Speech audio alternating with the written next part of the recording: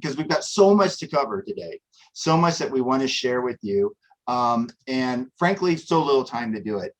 When we were preparing for this session today, Dr. Kaiser said, these are great questions and we could spend the whole semester answering them. And I was like, yeah, that's a good idea for our class sometime down the road. But for today, we only have an hour. So in this hour, we're hoping to really kind of do a recap on the election. What has been one of the most historic and seminal events in U.S. history, certainly within the last, say, 100 years, I think. I feel comfortable in saying that at least. So what we're going to do today is you'll see me sharing screen, bouncing out of screen, and back and forth. So right now I'm going to share screen with you all. Just to introduce the colloquium as it is right now. You all know me. Dr. Harf will be joining us shortly. Dr. Kaiser's here. If you'll already recall him from the fall, and Dr. Kaiser's a professor in the School of Business. And Dr. Lilly's here, historian, professor in College of Arts and Sciences and specializing in history. Dr. Kaiser, you're also a lawyer, am I correct? Correct. So no one hold that against him. His expertise is actually necessary here. We also have on screen, I've asked our advisory council to also have their faces live on screen here. Remember, we have an honors student advisory council that helps me make decisions, and we've got some really interesting ones coming up that they don't know about yet. But to really kind of help us keep a student voice in this, because this is your honors program. And we want to make sure that we're doing the things for you that you want from an honors program.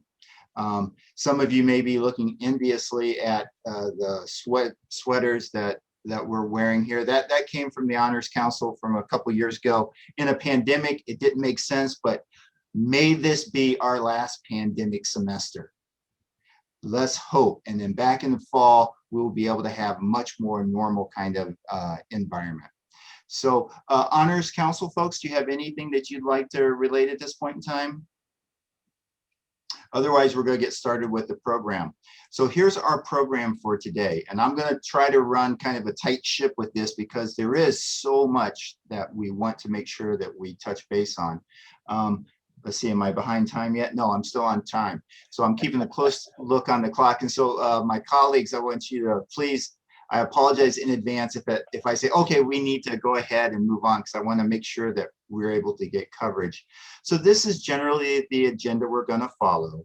And a lot of what you're going to find out about today is based on the questions that you submitted the last time we were together. We collected all of those questions, and what we did with those was then kind of do a content analysis to see, what are the similarities among all the different questions that you submitted, so that we could try to answer as much of that as possible. I doubt that we will be able to answer everything that you want to know. So I want to invite you right now to contact me after this session or at any time, and I'm sure my colleagues feel the same way, if you want to continue this discussion after this. The way the session will break down is that we'll have item such as the 2020 election. I'll give you a little bit of background information just to set the stage, and then we'll have a couple of questions that my colleagues will discuss.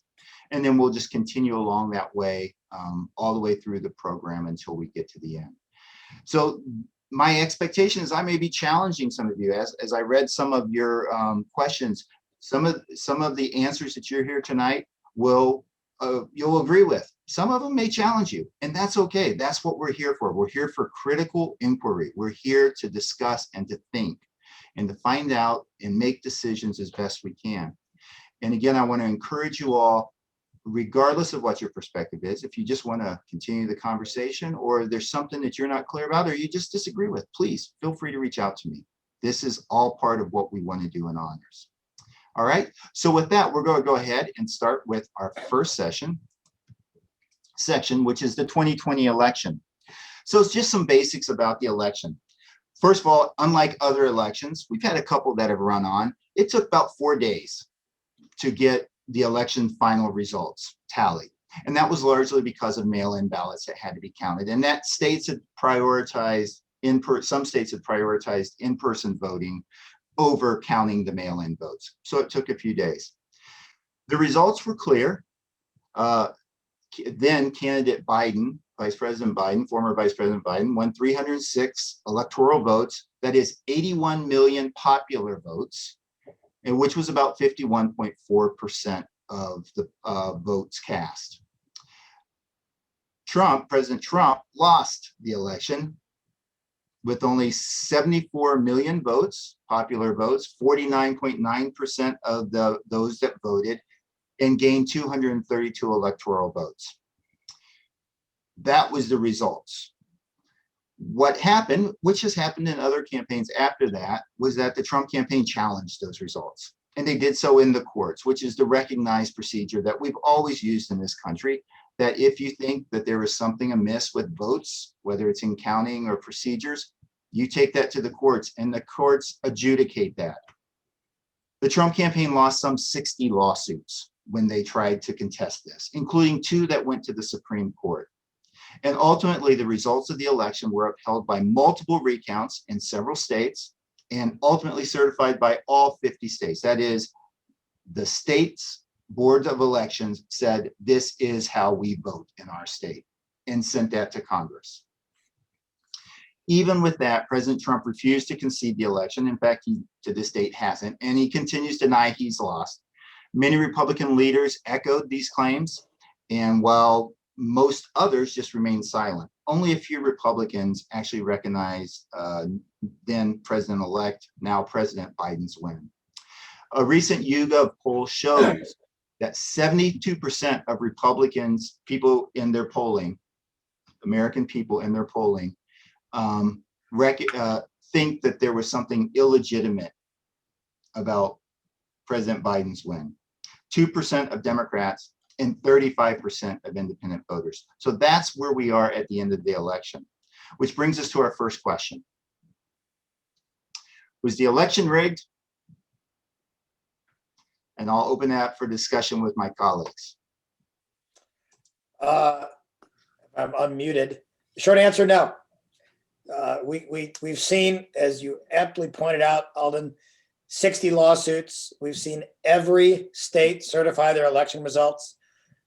We've seen states with Republican governors, Republican secretaries of state, Republican attorneys general, all admitting that they actually voted for President Trump and pushing back on the idea that there was any fraud whatsoever. And it's important to note that by Constitution, every state handles their own elections. There is no federal standard. Even county by county, I'm an election worker in St. Louis County. We use a certain voting procedure that isn't the same voting procedure that's used in St. Louis City, for example, as far as the mechanism of voting. So logic alone, forget the 60 lawsuits that were lost, forget the extrajudicial forums where they were holding, quote, hearings in state legislative bodies that weren't really state legislative bodies, all of them saying the election was not rigged. Imagine the effort it would take to somehow arrange over 50, assuming all 50 states had the same voting, mechanism throughout their whole state, to state that we were going to somehow change election results and rig them county by county across 50 states. Logic would tell you that the conspiracy involved in that would be impossible. And it just didn't happen. So there's quotes, there's the one that gets me is the Republican secretary official, the Republican top election official in Georgia, also a Republican and a Trump voter, had given numerous news conferences saying, you got to stop this. You got to stop this. People are getting hurt. I have election workers, he said, that are getting death threats because the president and others on behalf of the president are saying the election was rigged. He very frustratingly, and I'll give the quote, he came out and made a statement. It's anti-disinformation Monday. It's whack-a-mole again. It's Groundhog Day again. And I'm going to talk about things I've talked about repeatedly for 2 months. I'm going to do it one last time, I hope. And he came out and said, our election results are legitimate. And that's Georgia. So echo in Pennsylvania, other places. It's a lie. It's a myth. It simply did not occur. Simple statement. Dr. Lilly, anything you want to add to that, or are you ready, or would you prefer to tackle the next question?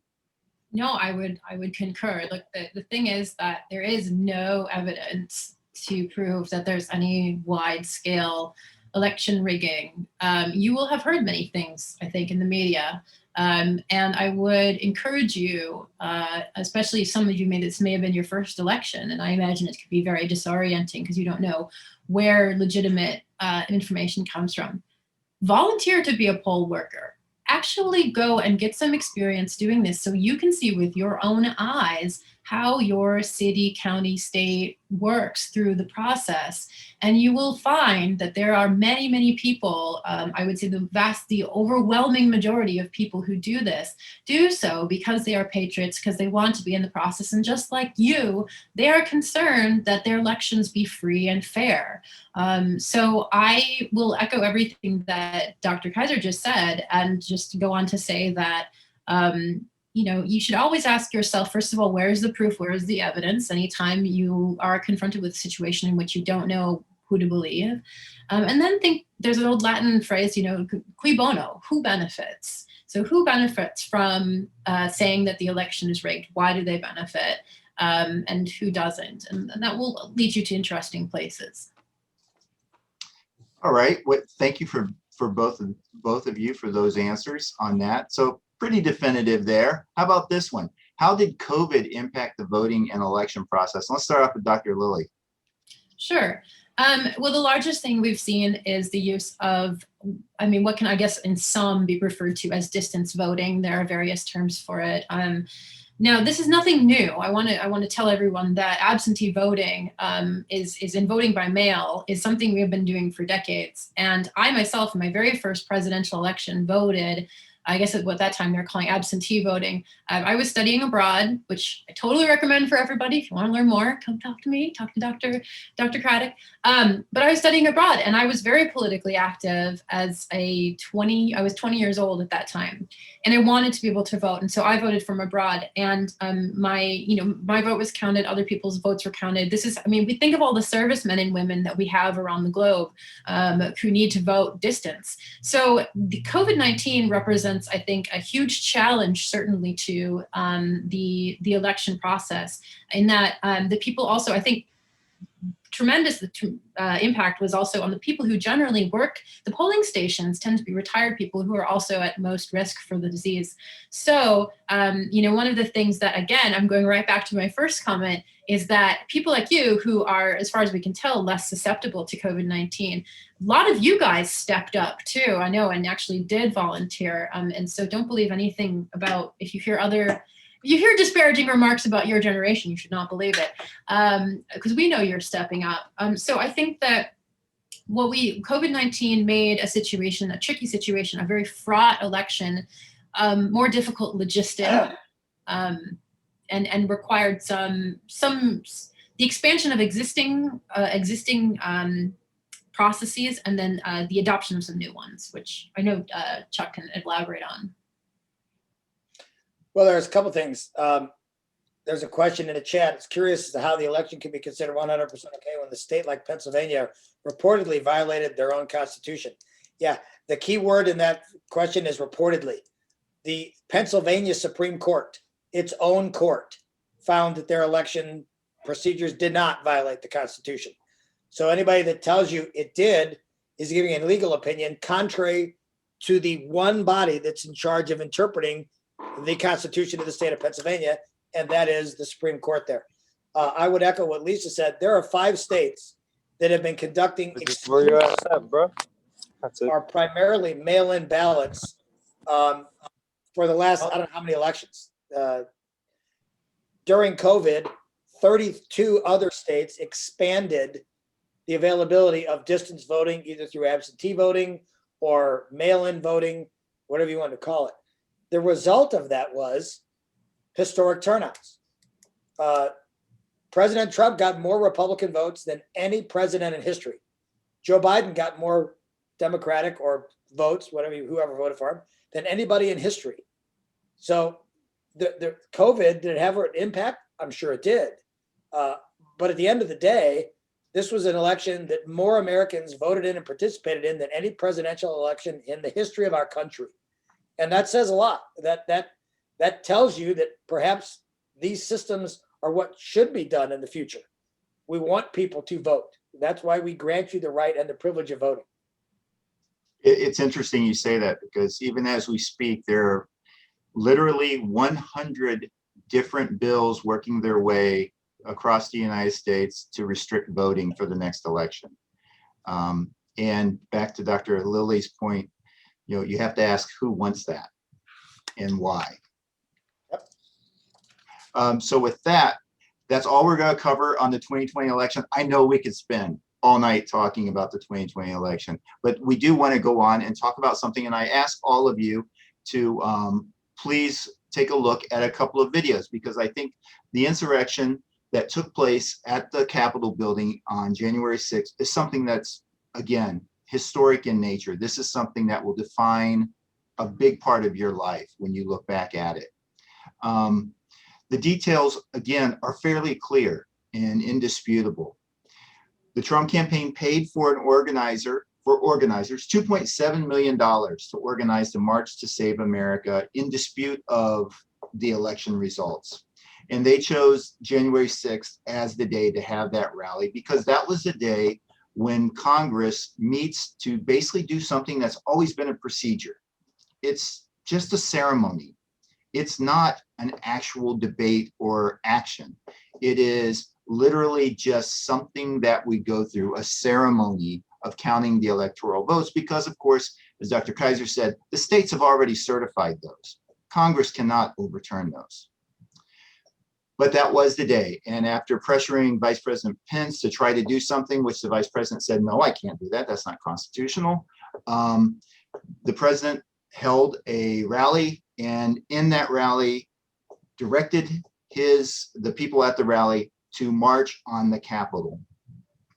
In that march, law enforcement was overwhelmed. The Capitol building itself has been invaded. You've seen the videos of what happened. You've seen in the one video the timeline between that shows the president directing those remarks, telling the people what to do, the people's reaction in doing it.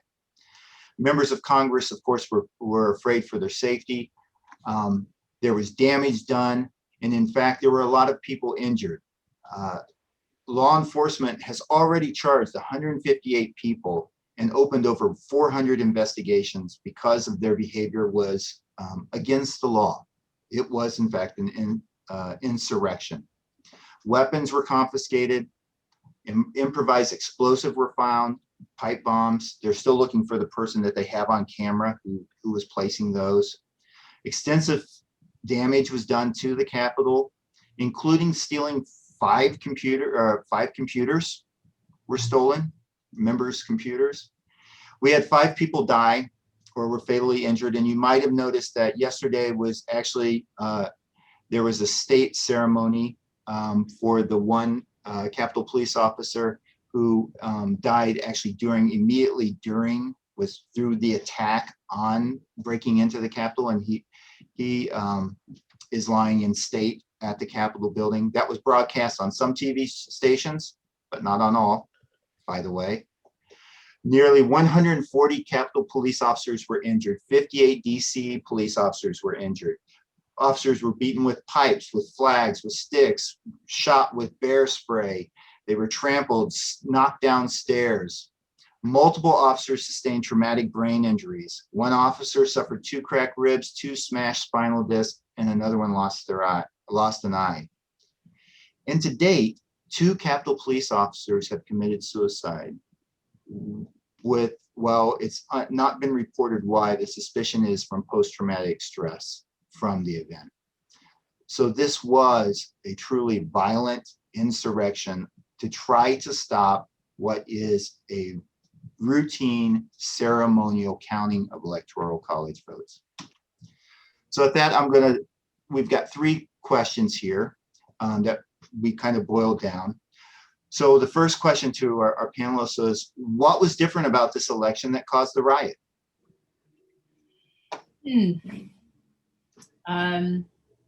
Chuck, you mind if I go first? massive, massive disinformation that was not by accident. So, and also I think there's just been a general breakdown of Americans' abilities to understand and to be able to sift fact from fiction. That has then been wielded by certain people, the president and others included, to make certain incendiary remarks and claim and to, I think, to capitalize on people's fears that they have, whether those fears are based in reality or not, and to direct these people to do the things that they did. I mean, you don't come to protest, to a peaceful protest, to do peaceful protesting with bear spray. Are you expecting some bears in the middle of Washington, D.C.? Probably not. So I think that the problem here is a long-term one. It's not just immediate. It is not just the past 4 years. We have seen the rise of very extremist rhetoric in places like Facebook. I mean, there are these groups. Some of these groups have been around for a long time, and some of them are more recent. I'd say what's new about it too is that now there are there are platforms that were providing for people to spread misinformation, outright conspiracy theories, election lies, all that kind of stuff. And then two, there was the failure of elected officials. Again, they are elected, if they're elected to your state representatives or to your Senate or whatever else, they are representatives of both people who voted for them and who didn't, right? So it's their responsibility to ensure that the safety of all of their constituents is maintained. Now, some of those people in question, notably Marjorie Taylor Greene, other people who believe in conspiracy theories, have failed to call out these actions for the illegal and premeditated things that they were, which then if you have elected officials who do not call these things out, what it does is it gives them legitimacy. So it's a very, very complex problem. Yeah, just my 2 cents. Dr. Kaiser, unless you really need to add something, let me have you take the next question, just to keep us a little bit on pace here, because I thought great answer there. So the second question is, how big of an impact has the insurrection had on America's reputation as the greatest democracy? Good question. So I won't give you my opinion because I'm not outside of America. I'll give you the opinion of people that are outside of America.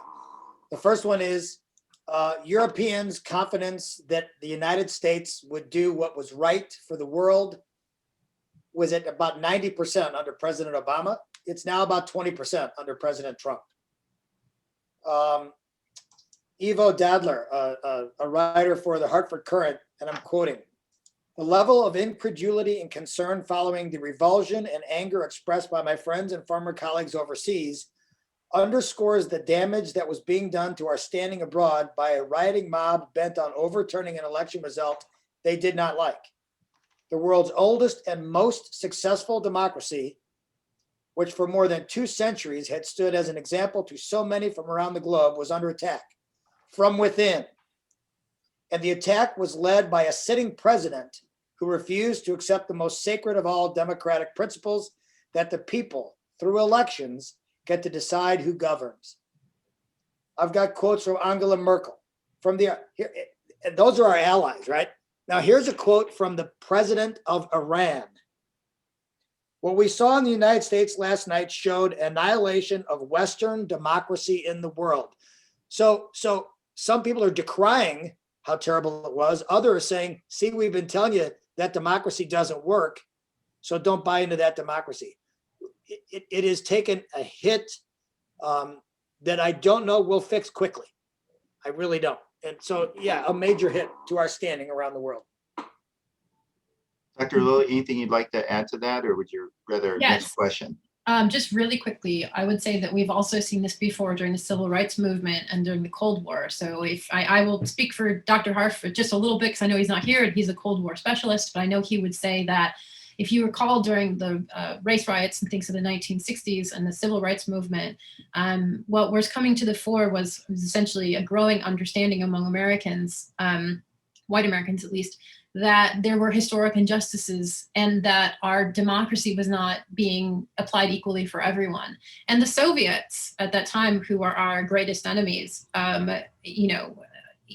used that and pointed out and said, look, you really, I mean, they went to other countries who were trying to decide, if they were going to ally with the Americans or with the Soviets, and say, you really want to ally with yourselves with a government like the United States that says they believe in democracy for all, but look what they actually do. Here in Soviet Russia, we do this, at least we have these principles, yada, yada, yada. So it is very, very, very important that we understand that we are not an island and we are connected in many ways, economically, culturally, to all these other, to not only our allies, but we do have, our safety, as Americans is at stake. And these events have far-reaching consequences. Thanks for that. And so we'll go ahead and go to our final question in this section. And this is for either of you to take up. How will the government or citizens prevent something like the Capitol insurrection from happening again? And you have like 4 minutes. Well, I'll start. Number one, you have to hold the people accountable for their actions. From the people that broke the glass to the people that incited that in the first place, to the people that actually fomented this by saying we have phony elections and they've been defraud. And that started 4 years ago. So you have to have accountability, or you license it, as Lisa said earlier. We have to have better monitoring of hate groups and domestic terrorists and militias and anti-government groups, because that's where a lot of this stuff gets going. Elected officials have to stand up and perform their constitutional duties. The checks and balances are in place, but if they're not utilized, they're worthless. Maybe some added screening, maybe some added security, but the thing we really need to do, we have to have voters choosing responsible people to represent them. This doesn't happen if elected officials do their job, and the only way you have elected officials doing their job is if they're accountable to the voters, and the voters therefore have to be educated and they have to understand what's going on, so they're not susceptible to the blatant disinformation and the complete obliteration of factual fact checking that has been really one of the features of the Trump administration, is to delegitimize anybody that might have a dissenting opinion, whether it be the free press or the other party or foreign governments. Nobody believes that, and you can only believe what that one person tells you. If we don't correct that, this can happen in 4 years. It could happen in 2 years. Mm-hmm. Mm-hmm. Dr. Lilly, anything you'd like to add to that? Yeah, I mean, I second much of what Professor Kaiser said. I think that too, it's really important that full investigations are conducted, and that these are made, that they are done so publicly, transparently, and that people really understand the scope of really what happened, not just on January 6th. And which really was horrific. I mean, you have to understand that these were people who smeared their own feces in these hollowed halls. They're claiming it's their house, and then, well, what do you do in your house? So I think that you really have to first understand what happened there. You need to watch the footage, even though it's very difficult to watch. I watched the entire thing live because I was done teaching for the day by the time it happened. I watched until the early hours of the morning. And even then we didn't get a full sense. So there has to be accountability. Yes, there should be unity. Yes, eventually, of course, we should move on. But if someone breaks the law, whoever it was, in whatever situation, if you then say, oh, that was really unfortunate that you did that, just don't do it again. Does that person learn a lesson? No, the only lesson they've learned is, aha, I can get away with it. So, if we won't, if we, I think about it this way too. If you, would you let children get away with, something like that? What kind of lessons do you want people to learn? What kind of things do we want to carry forward? What kind of country do we want to be? And so is it hard, to hold people accountable? Is it hard to have discussions with people who may be our family, our neighbors? Yeah, it's hard, definitely. Do we have to agree? No, but we can at least agree to disagree civilly and in a way that doesn't threaten other people's lives. So I think that's just, if we want a union, that's what we have to do. That's a perfect segue to the next section, which is consequences. So what's the consequences of this? And I think, you're speaking, both of you spoke to the fact that, there should be some sort of accountability, and the primary source of accountability, especially when it comes to misdeeds, high crimes, or misdemeanors, is the language of a president, is impeachment. So prior to impeachment, which the House of Representatives has voted for and passed, and so President Donald Trump is the only president in the history of the United States to be impeached twice. That is done. That part of that process is done. But even prior to that, there was an effort to remove the president from office through a never used amendment, the 25th Amendment, where the vice president, Mike Pence, and half the cabinet could have forced the president, basically forced a procedure that would have removed the president from office based on the 25th Amendment. That did not happen. The House moved to impeach. Donald Trump is now the only president to have been impeached twice. 10 Republicans, only 10 Republicans voted to impeach the president at that time. That in itself, though, is historic, because never have you had that many people have that kind of bipartisan support for impeachment of a president. The charge of impeachment is incitement of insurrection. So exactly what we were just talking about in terms of what happened on June 6th. And the charge is that the president incited the violence against the United States government. A Monmouth poll taken on January 25th said the American people, 56% approved of impeachment and 52% approved of conviction of the president for this charge. The Senate will begin the trial on February 9th for conviction. It will require a 2/3 vote to convict. And that means 17 Republicans and all Democrats will have to vote to convict. There is also another option in terms of consequences, which is the 14th Amendment, Section 3 of the 14th Amendment, that would bar, should it be voted on and passed, would bar President Trump from ever running from office again, even though he's declared he wants to or plans to, and has been raising money to do so in the future. So that brings us to our first question. What would it mean for Trump to get impeached after his presidency? And could he get in trouble for events during his presidency through that impeachment process? Well, I'll start. Let's get the nomenclature right first. He hasn't, and he won't be impeached after he's left office. He has already been impeached while he was in office, as Alden said, twice. The impeachment takes place in the House. It's like an indictment. The trial takes place in the Senate. He was impeached during his term of office. The trial will take place after his term of office. His lawyers and some of the senators are arguing that since the primary remedy for impeachment is removal from office, that question is moot. He's no longer in office, so you can't impeach. You can't vote to convict. You don't even need to have the trial. That's not particularly persuasive, at least to a lawyer like me, because there's another remedy. In the impeachment clause, it says that you also can be disqualified from ever holding office or a position of profit in the United States government. That remedy would still be available if he was found guilty in the Senate. There has been at least one case. It was General Grant's Secretary of War, who was impeached and resigned. The trial went ahead anyway. The Senate voted that they still had jurisdiction because of the remedy of disqualification. So the theory is that if a president like Trump were to think he was going to be impeached, as he has been, he could resign.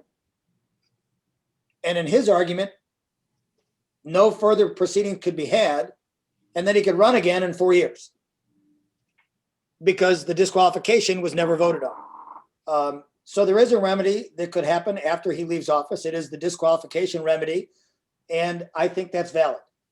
The other part of the question was, can he get in trouble for events during his presidency? Oh, he sure can. There are a number of cases that are under investigation and pending for things that happened before his presidency and during his presidency.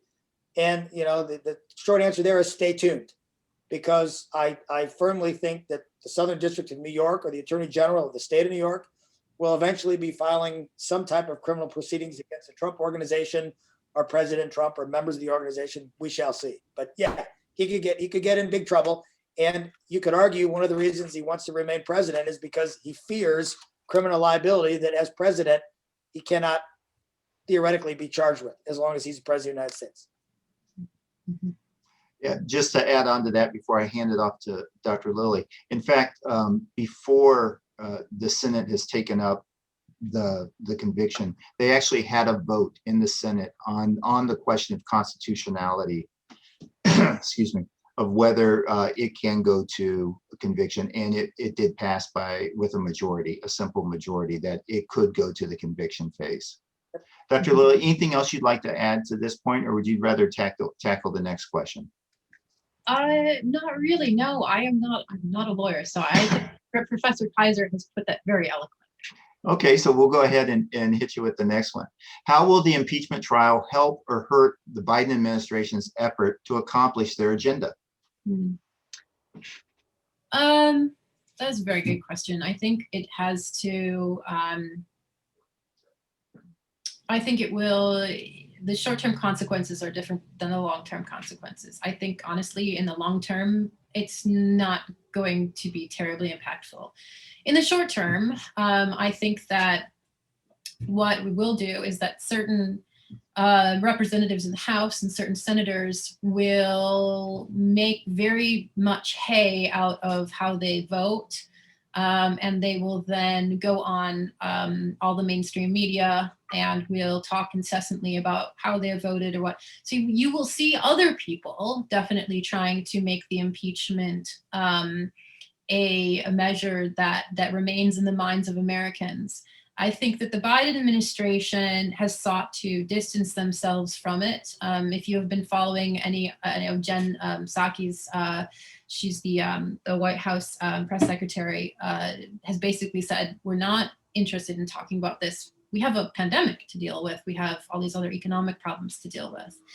And I think that it is going to become, it will stay very important for some people who are very much, who were very tied to a certain outcome of the 2020 elections.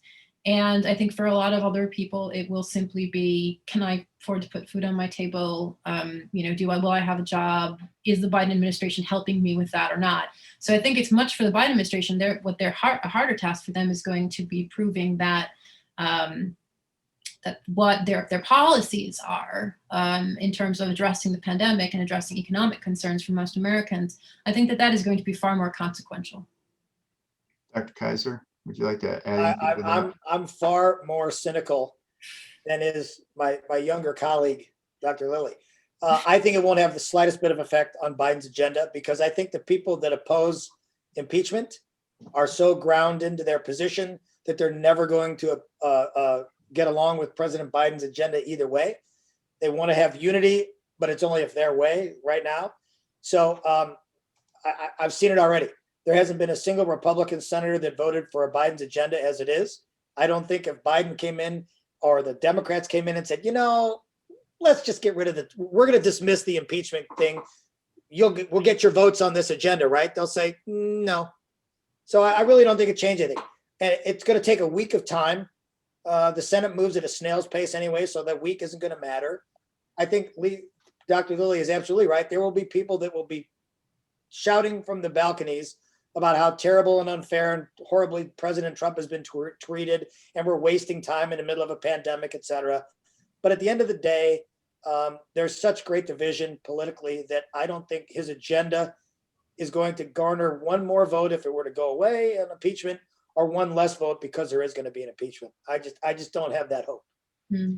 Well, that's a perfect segue to our last section, which is, where do we go from here? What's next?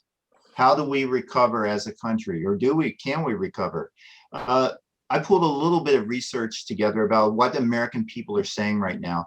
Joe Biden starts his presidency with a 64% approval rating among the American people. Donald Trump never had a majority of the American people approve of his conduct, and he leaves office with the lowest of any president at 29%. Majorities also approve of Biden's cabinet selections to this point and how he's explained his plans and policies for the future. And not only did President Trump leave office as president, but the share of voters who rate his conduct since the election as only fair or poor has risen from 68% to 76%. So there has been clearly a shift among many Americans about their feelings regarding President Trump. When Americans were asked about what should be on the policy agenda, you can see the items. It's a lot of the things that Dr. Lilly spoke to: the economy, coronavirus, jobs, terrorism, in particular domestic terrorism, the political system, healthcare, Social Security, education, poverty. All of these were above 50% in terms of what Americans are concerned about. And then, of course, we have what's next. The polarization does continue in the people, the media, and the government. And so that leads us to just a couple of few questions here that I'd like our panelists to talk about.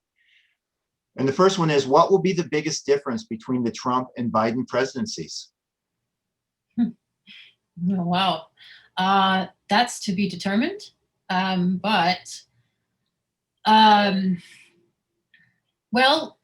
What we can say so far is we can look at the way that these presidents have both come into office. And Alden, I think that you've done a great job with that slide. Sorry, Dr. Craddock, done with a great job with that slide, because what we see very clearly is that there is, despite the great challenges, I think, that await the Biden administration, the public approval is definitely on his side. However, there are also, if you look at the things that Americans are concerned about and the level to which they are concerned is truly terrifying. Americans are concerned really about everything, because everything is affecting them right now. So people are very worried. So I think that what we've seen so far, if the poll numbers are to believe, though, is that Biden is doing a better job of, in the early days of a presidency, communicating what he wants to get done, putting appointments through that the majority, anyways, of the American people seem to approve, and then acting on things that, with the various executive orders and things that are within his purview to immediately do, has been doing it. I don't think we can say the same thing for when Trump entered office. I'd have to go back and look at the actual poll numbers from those early days, but we do know that the approval ratings are just not comparable.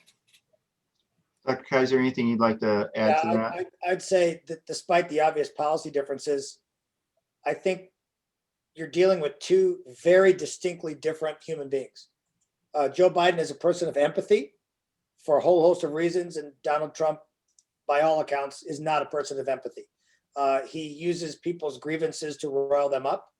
I think that while President Trump chose people who were loyalists to be in his cabinet, and people of administrative positions, Joe Biden seems to have chosen people that have expertise and want to actually do the work of government. We've seen that already. There are already, in 2.5 weeks, there are federally manned vaccination stations that are going up already. There was no such plan under the prior administration.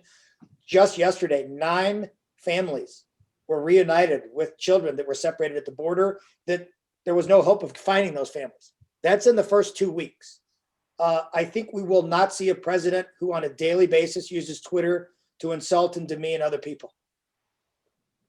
To millions of Twitter followers, I have not seen one demeaning tweet from the current president. I can't count the thousands that were sent out by the former one. So I think there's a completely different projected image of the presidency, and that matters. Character matters. Decorum actually matters. Sometimes that's considered form over substance, but substance can get lost in form very quickly. And it's important that we have the form. If I can just add to that too, I think just quickly with this regarding Twitter, you have to put yourself for a moment in the position of one of our foreign allies. And you have to think to yourself, how do I, if you were to have a meeting with President Trump, given his propensity to put things on Twitter almost immediately, how would you, if you were a foreign leader, how would you know that the conversations you were about to have were really truly confidential? Would this person then go on Twitter and say, I didn't like this person because of such and such, and that sort of thing? There are legitimate ways to handle grievances, but using Twitter, you have to wonder about what other people who are looking at our allegiances are going to think. Well, will this person turn around immediately and say something against me or my country? And then, so it imperils that lack of decorum, I think really imperils our relationships. And we know that Biden has been in public office for a very long time. So whatever you feel about Biden, you can look up his record and you can see how he's voted on things, and you can see how he's conducted himself. So please do, and then, draw conclusions from there. I'd add one thing that emphasized that point real quickly. You remember that the Secretary of State for Georgia actually recorded the telephone conversation where President Trump called and said, could you just find me 11,700 votes? Because that would do it for me. Just go find me those votes. And the stated reason that phone call was recorded was because the Secretary of State didn't trust his own party's president to actually tell the truth about what took place during that phone conversation. That tells you pretty much what you need to know about the credibility of the past president. And as Dr. Lilly said, how that plays with foreign governments when national security is on the table is really scary. I guess the one thing I would add in addition to that, and then we have another great question to answer, is that it's also a difference between someone who is trained for their life for the job and has a ton of experience in the job, and that is in terms of Joe Biden, in terms of being the vice president before, long time serving public servant as a senator, versus someone who really came from outside of the system. So regardless of how you feel about either person, you should certainly, I think, expect one to understand how the system works and what it's supposed to do, versus someone who's coming into it brand new from a whole different scenario. Business and government are not the same. Yeah, perhaps one that actually wants to do the job and one of them just wants to have the job. And that's a big difference. Yeah. So our next question, what changes in government and society should be made to improve our democracy? Look, easy question. You got a couple minutes. Well, I'll let Dr. Lilly handle the societal change. For me, the last 4 years have pointed out that our constitutional system has relied on the goodwill and the character of the people that are in it in order to preserve it. And we've seen that sometimes you can't rely on that.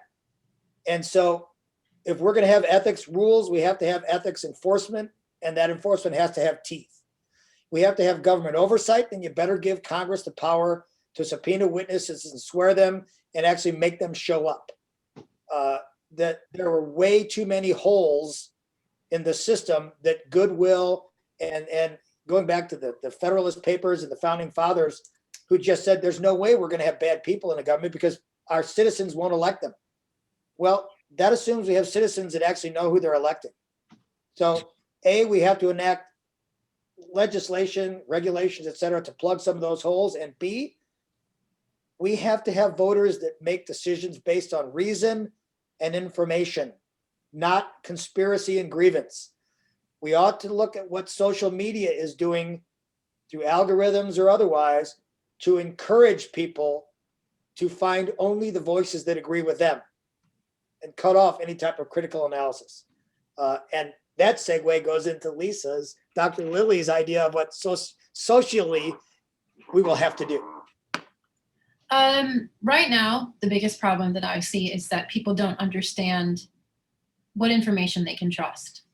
And this leads to destabilization of people's entire worldviews, because you can say that the Supreme Court has verified the votes. You can say, but if people don't believe that the Supreme Court is legitimate, or if they don't believe that their local governments are legitimate, then it's not enough to say that, but the authorities said so, when people don't believe that their authorities are being truthful. So I think that what we need to do is, there are long-term and there are short-term things. I think some of the things, the short-term things we can do, Professor Kaiser has already referred to. I think also passing new Voting Rights Act. I know there's been a lot of talk about the John Lewis Voting Rights Act, making sure that states aren't gerrymandered beyond recognition. So that is quite important. For those of you who don't understand what gerrymandering is, it's essentially a way of drawing districts so that it benefits one party or another. We need to make sure that people can vote without a great hindrance to their economic well-being, maybe making voting a national holiday, and doing things like that. You know, if you're go to Australia, you get like a hot dog when you vote. You know, I'm not kidding. It's like really a thing. But you know, we need to make it part of a celebration of being an American. And I think that long term, what we need to do is get children excited about their take them to state governments. I mean, I did as a kid. I was able to go on a trip to the state government with state representatives, but it needs to start at a young age, so that you grow up having trust in the system, but not blind trust that requires you to constantly, you should question things. And no one here is going to say, oh, just believe the authorities. Good God, no. The whole reason you go to university is to question the world around you. You should keep doing that. But you should also be able to have some confidence that when you question, you will eventually be able to find answers that will stand up to logic and to reason, and to know how to do that.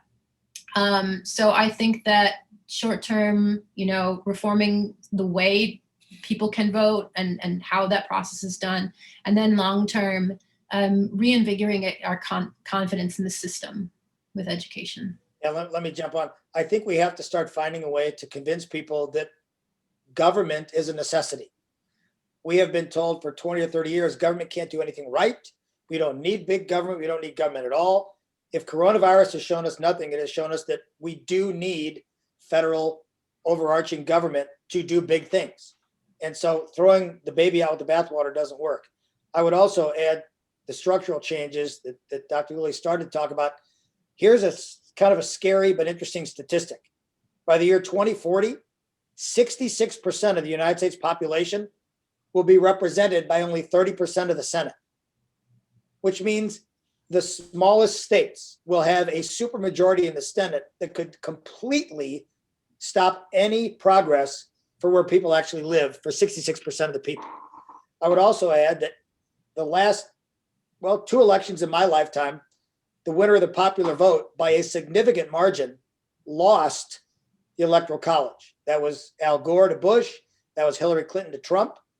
And even in this past election, where President Biden had over 7 million more votes, if you had massaged around about 100,000 votes in key states, Donald Trump would be in his second term. If we're trying to be the democracy around the world and we have to keep explaining why the person who gets the most votes doesn't get elected, that's a problem. So I think we need to revisit the reasons why we have the Electoral College. And in our last colloquium, we talked about that's long since passed. And we need to sort of address how we're getting the numbers of representatives that we have to adequately represent the actual people in this country. What I would add to that is, you know, having non-majority government is not a good way to represent most people and what the most people want. And in fact, it creates a disincentive to try to help the most people. So as long as we can have non-majorities have controlling power, then they're incentivized not to find compromise, not to find solutions, and not to represent the majority of the people. And so I think that speaks to a lot of what both of you pointed to. And it's a defect that's in our system that didn't hurt us as much as it does now in the modern age, where I think a lot of the other things that you talked about regarding social media, media in general, profit inequalities in our system exacerbate that effect. So this is our last question in this section. What can individuals, including college students, do to make things better in our country? I'll go first if you don't mind. First of all, you all are already doing something by coming to this colloquium, and you may not, have, the election may not have gone the way you wanted, and you're still here and you're listening. And that's a hard thing to do. And so I think that you should right away realize that, by being brave enough to engage in ideas that may seem foreign to you or may seem, you may disagree with, that is something that I think that, and to engage civilly and to engage in an intellectual fashion is something we need more of in this country. So I think that all of you, just by being here, are already taking that first step. Then the question becomes, where can you go beyond that? Now, I think that everyone's going to tell you to vote. Yeah, okay, you can vote, sure. But you need to know who your representatives are. You need to call them. You need to call them and be polite to the people who are working on the phone, because those people are just the messengers, right? And you intern for I have a student right now who's interning for a state rep and absolutely loving it and talking about, he talks about his experience, and it's these are the things that you can get involved in this process. You can make even careers out of this, even though you may not think it's something that may appeal to you at first. Have conversations with other people that you may not agree with. The thing is, again, we don't all have to agree, but the point is that we need to have open conversations in a productive way. So engage in others, get out there. So yeah, just to sum up, keep doing what you're doing. Keep an open mind. Keep coming to these colloquium, going to classes. Take what you've learned to have conversations with other people. Volunteer. Call your representatives and know who they are, and stay informed, even though it's difficult. God knows, it's difficult to read the news sometimes, but keep doing that, because really, knowledge is power. I would say ditto to start with. I would also say that there was an interesting statistic that came out, as Dr. Craddock said. There have been 400 some arrests of people that stormed the Capitol. They are discovering that some, if not many, of the people that stormed the Capitol did not actually vote in the election that they claim was stolen from them. You got to get involved. It's too easy to say, go vote. Yeah, you got to vote. And expanding on what Dr. Lilly said, I would give this information, and it's not necessarily a list of things to do, but I wrote it down. You got to realize that we're a country. It's not us versus them, it's us. We're a collective society. We're all in this together. Sometimes we realize that we'll settle for a little bit less of what we individually want if we know that what we're giving up will actually benefit everybody else, and that therefore benefits us. We've sort of lost that in our country. We've lost this collective nature of things. And until we get that back, we're going to be a divided country with a slow, progressive track. So get involved, critically think, go vote, engage the system, but also go at it with the idea that we're a collective society in this country. I'll add one last thing, and hopefully it builds on what my colleagues have said and puts it in a simple message, and that is, our country will be how you act. How you act makes a difference every day in how you interact with each other, and how you interact with government, and what you care about, and how you show that care. That's how our society operates. We talk about it as like something that's outside of all of us, but it is all of us as a collective. So how you act will determine how our country goes. And the good news on that is that everything I see is that your generation is going to act a heck of a lot better than mine has done at this point in time. And so I'm really hopeful when I think about that and the overall trend, but we've still got some time to get there. And between now and then, continue to stay engaged. And I appreciate you all being here. Again, we've been able to share lots of information tonight in a very short period of time. And in that time, first of all, I want to thank our colleagues who can make it tonight to share. So a round of applause, if you can show those who are on screen, round of applause for Dr. Lilly and Dr. Kaiser for joining us again. I encourage you all to reach out to either them or certainly to me to talk about any of this. If it's challenged you, if you agree with it, if you want to continue the conversation, love to have you do that. And then the last thing I want to do is remind you that we have one more mandatory meeting. That's coming up on February 25th, 5 to 6 p.m. on Zoom. We'll talk about the courses that are scheduled, the seminars we've got scheduled for fall 2021.